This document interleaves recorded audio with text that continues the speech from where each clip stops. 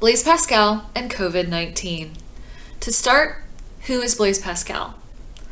Pascal was a French mathematician, scientist, and philosopher who lived in the 17th century.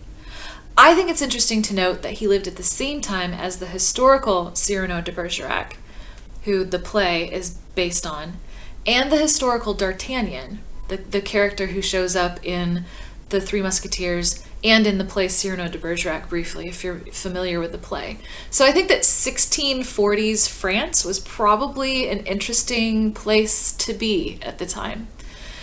So anyway, Pascal is probably most widely known for Pascal's wager, this bit of apologetics that says it's better to live as though God exists and be wrong than to live as though God doesn't exist and be wrong. I think it's unfortunate that that's what he's best known for, because for starters, as apologetics go, it's not the best. And also because Pascal did so many other things that he really needs to be remembered for. And if you're involved in the STEM field, then maybe you are familiar with some of the contributions that he's made. Maybe you are familiar with Pascal's triangle or with Pascal's law or principle. But for those of you who don't know any of this, here are a few of the things that Pascal did or accomplished in his very short life. He was a child prodigy, and he taught himself math. He taught himself geometry because his dad wouldn't teach him math.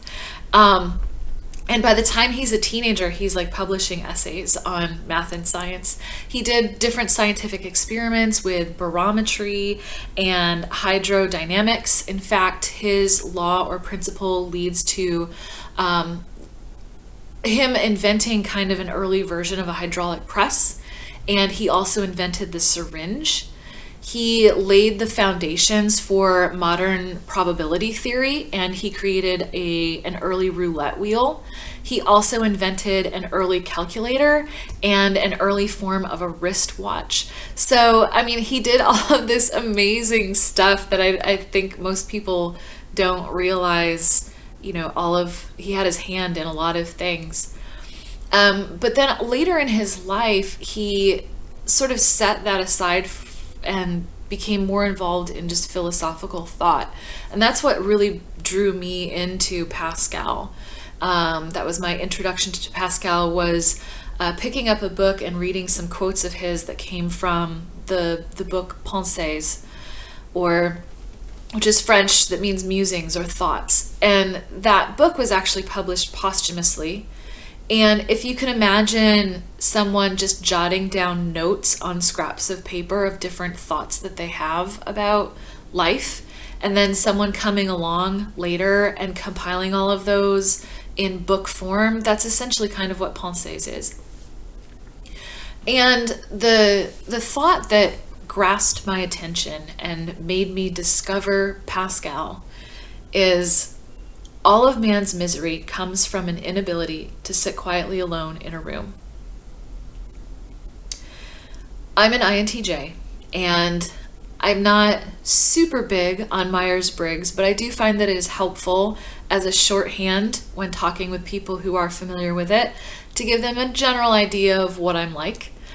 Certainly I am an introvert, and I'm given more to introspection than, my extroverted friends might be. And when I read that quote, it really struck me how I had already had that thought myself, but maybe hadn't been able to put it so succinctly. But certainly realizing that one of the things that I think is wrong with our society today is the fact that people are so afraid to be alone with their thoughts. Everybody fills their lives up with noise. It's an automatic. You go into the car and you turn on the radio. You come home from work, you turn on the TV, and even if you're not watching it, because you want the background noise. And certainly if you ever try to get a group of people together in a room and ask them to sit in silence for longer than like 10 seconds, everybody gets really uneasy. And there's a lot that can be talked about on this subject. The fact that people are so scared of dealing with their thoughts because after you get over what am I going to have for lunch today?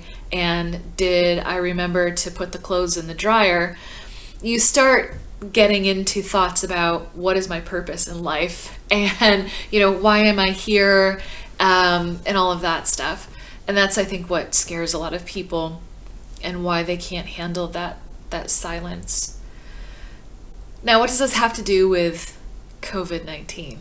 I think that even if you are someone who is stuck quarantining with a large family, so it might still be difficult to even find a place to sit alone quietly in a room, the fact that the pace of life has slowed so much is something that I think is at the root of what's making so many people uncomfortable and wanting to open things up early ahead of time.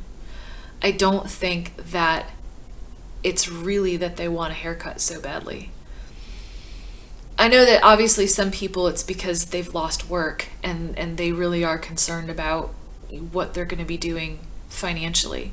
But for a lot of people who are actually okay financially, they still have a job, or they've set enough aside that they can ride this out for a couple of months or whatever. I think that a lot of the noise that we're hearing from people about wanting to open up so early, really at the root is because they cannot stand being home in a slower, quieter environment where they are suddenly stuck with themselves and have to maybe think a little bit more deeply about things than they're used to, and are confronted with the fact that they are someone who is easily bored if they can't leave their house.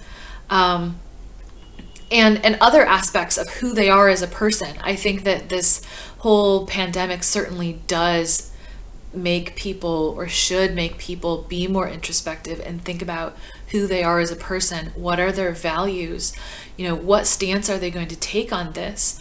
How much do they believe that they owe it to their neighbors and their the people in their community to look out for other people?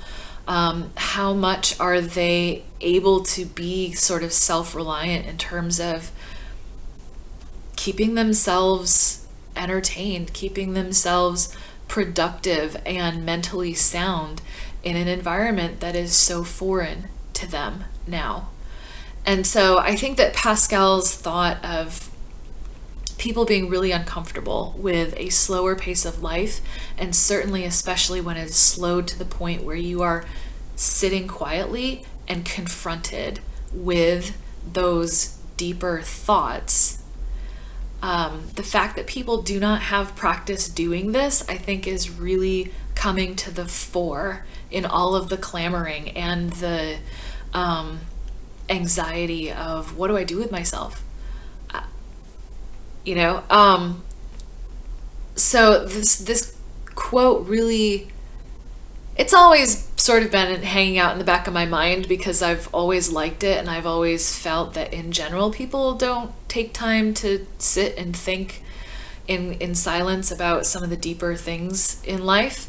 But especially during the pandemic, this is something that came to the forefront of my mind. And there have actually been other Pascal quotes that have come to light that also apply to this situation, and maybe I'll talk about those in another video, I don't know. But this one for sure, I think, is really applicable, and I would really encourage you to maybe get your hands on a copy of Pensées. I know that a lot of online stores are making books a top priority for shipment, so grab yourself a copy and dig in. It's actually kind of fun to read, and it's very user friendly because it's not written as a series of full essays. It's just little snippets, and you can actually read it by jumping around. You don't have to read it cover to cover.